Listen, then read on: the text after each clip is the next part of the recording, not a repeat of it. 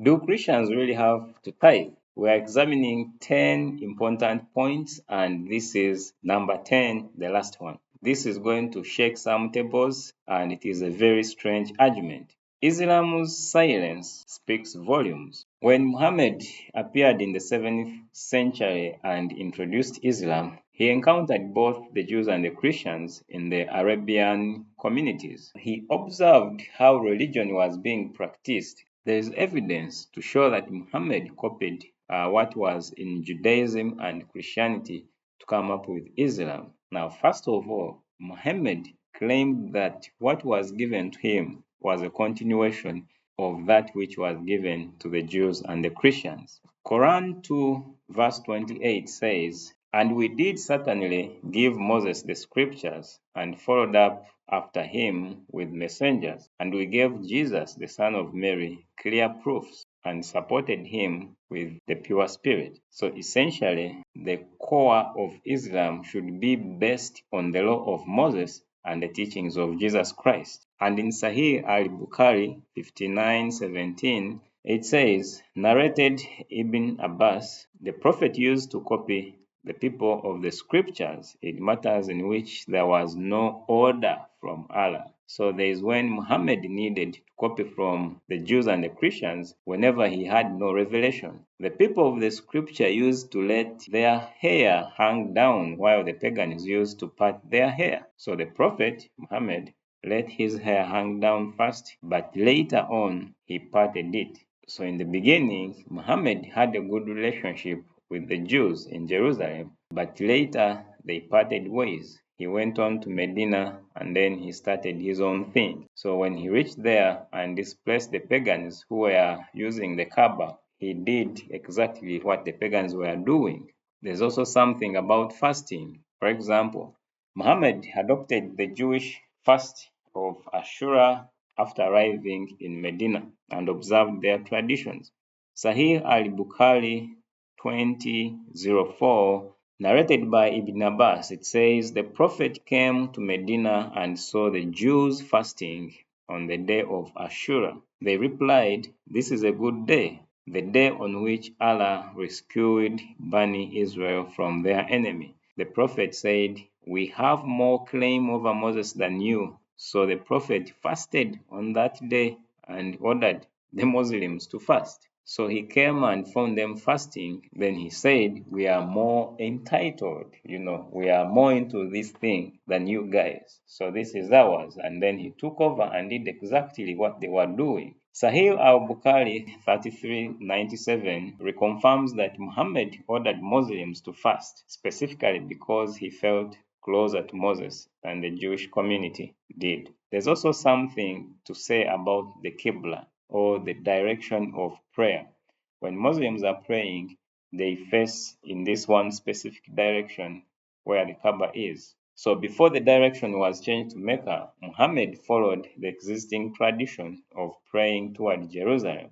Sahih al-Bukhari 40 says, he offered his prayer facing Jerusalem for 16 or 17 months. Jews and the people of the scripture used to be pleased to see the prophet facing Jerusalem in prayers, but when he changed his direction to the Kaaba, they disapproved of it.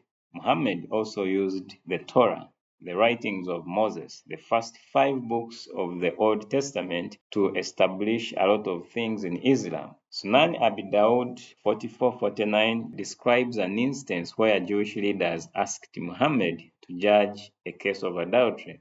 He asked for the Torah to be brought, placed it on a cushion, and said, "I believe in thee and in him who revealed thee," before applying the punishment of stoning as prescribed in the text. Now, this is some several hundreds of years after Jesus died on the cross, and stoning was no longer being done by Christians. This is a Jewish act, so he's copying from Judaism.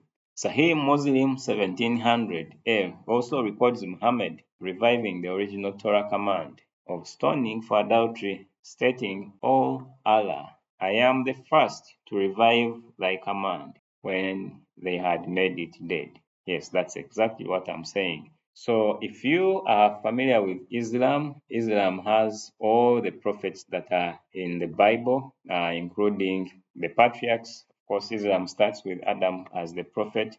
There's Lot, Ishmael, Isaac, Jacob, Joseph. Moses is there. Moses was given the scriptures before Jesus came. The kings are there. Daud, that's David, who received the Psalms, Zabur, and Solomon, known as Sulaiman.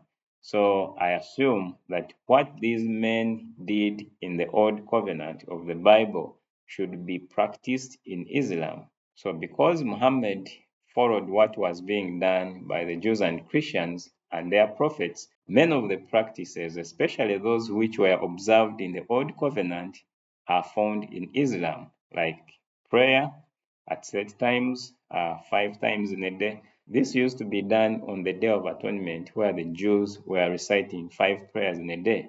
We also have fasting copied from the Jewish Day of Atonement, later recast as Ramadan, circumcision, of course, from Abraham and the Jewish covenant. We have dietary laws.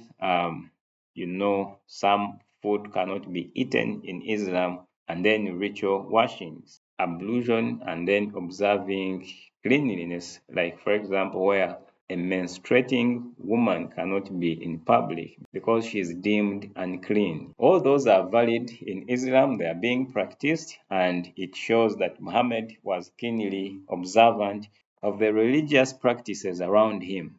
Anything considered essential by the Jews was reworked into Islam. Now, here is the big question. Why is there no tithing in Islam?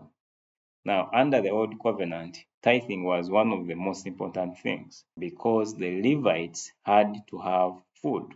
And at the time of Muhammad, there was no temple. There was no longer a legitimate Levitical priesthood resembling exactly what we know in the Old Covenant. So clearly, if there was tithing still being practiced by Christians in Muhammad's day, it is very certain he would have borrowed it into Islam. But instead, Muhammad introduced something different, zakat, 2.5% of one's savings, not 10% of one's income or produce. So zakat is done in Islam to support the needy. Now, clearly, at the time of Muhammad, Christians were giving freely to the needy. They were practicing what we've been discussing, especially from the letters of the apostles to the churches.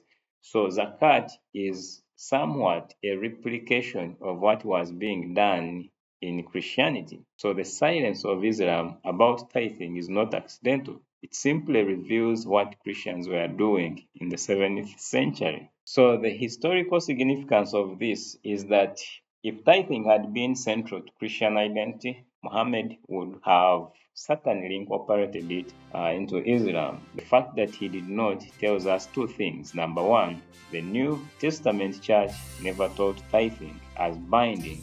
And number two, by the 7th century, Christians were known for free will generosity, not legal percentages. We have come to the end of our 10 points on why Christians are not required to pay tithes. And I want to appreciate you so much for watching and following. You may share and like these videos so that they reach out to many more people. Bye-bye.